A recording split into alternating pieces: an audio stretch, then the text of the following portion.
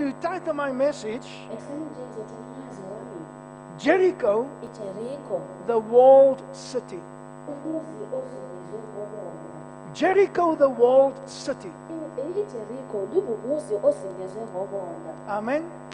Now just before I continue, after the second service, we're going to have some cake and some things to drink in honor of Opa. And if you can still be here, you're welcome to join us. Welcome to join us. Amen. Jericho, the walled city. Moses brought Israel out of slavery. Because of fear and disobedience, the Israelites spent 40 extra years in the wilderness.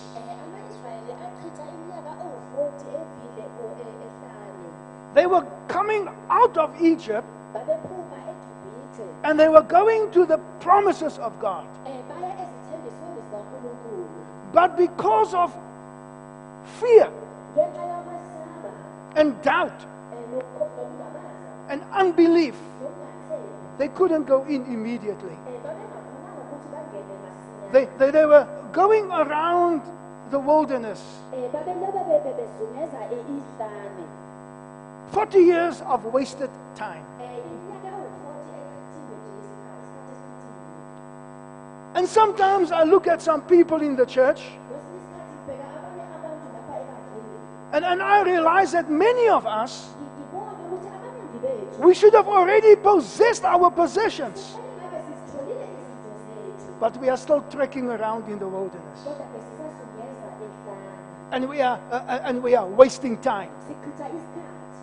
And many times, like in the case of the Israelites, that generation that had to enter, they couldn't enter.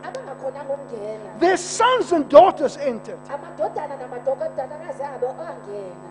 What a sad situation. But God will always keep His promise. Now at this point, they've come to the river Jordan. They crossed the river on dry ground.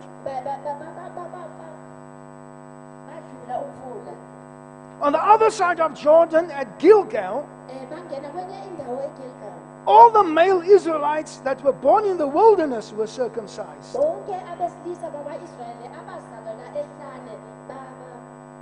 Circumcised.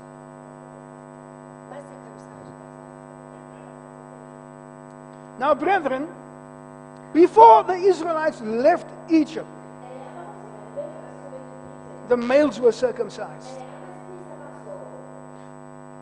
During their stay in the wilderness, no one was circumcised. There might be some spiritual significance to that. No one was circumcised. But even in the uncircumcised situation, they saw God's power. They saw God's miracles. They saw God's deliverance. Moses is gone.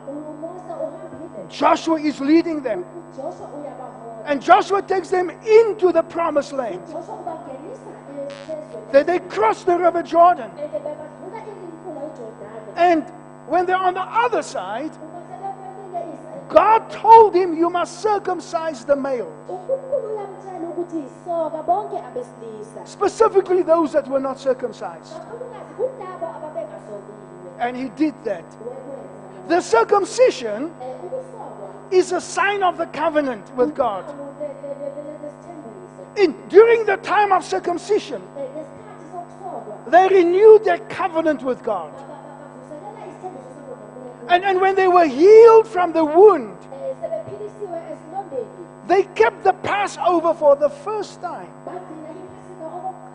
since they've left Egypt. We today in this church, we are also in covenant relationship with God. And it's important that we understand the covenant relationship we have. The moment we gave our hearts to Jesus,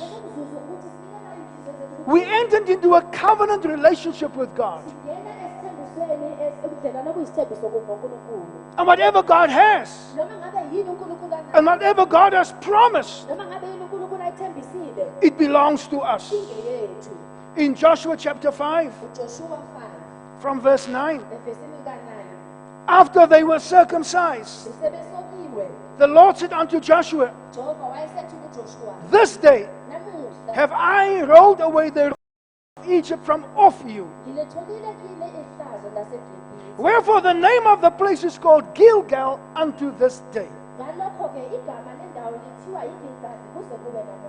He has rolled the reproach of Egypt from off them.